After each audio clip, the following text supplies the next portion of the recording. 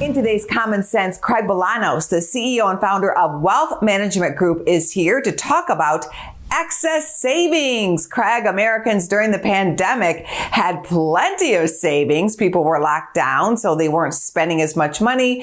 And for many people, government checks were coming in to help subsidize their living standard.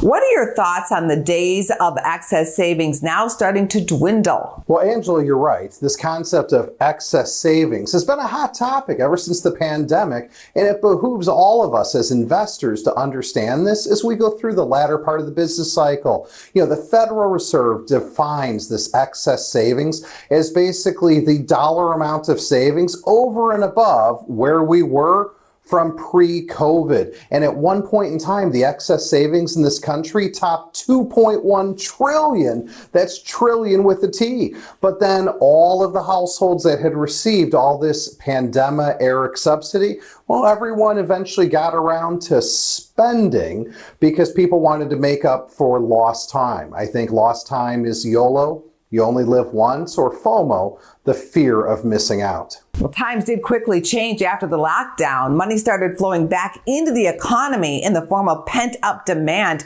Should we, though, be concerned about American savings now going down? But I want to point out something so sincere. There are so many households that have decent balance sheets in America, and a lot of those decent balance sheets have really been developed by the fact that people had mortgages, student loans, auto payments, various forms of fixed debt service. That's exactly that. It's fixed.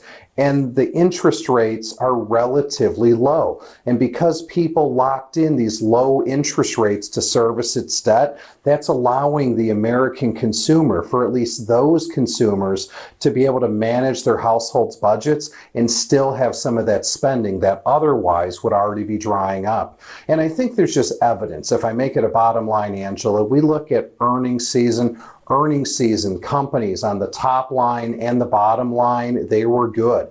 We see evidence from Apple, from Amazon, that the consumer has definitively not dried up. I know there's a key takeaway that upper income consumers are doing very well, given the tailwinds that are there in portfolios, while the lower band of consumers is struggling still with the higher cost of food and energy.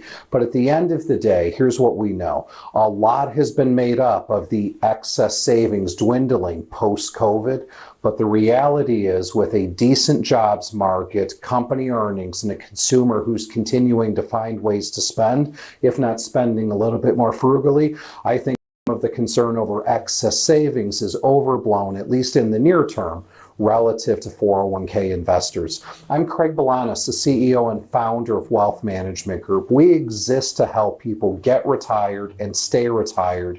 If you want to connect with us, you can. Go to our website, investwithwmg.com. The time has come for us to say so long for now. We appreciate when you connect with us, though, on social media or businessfirstam.com.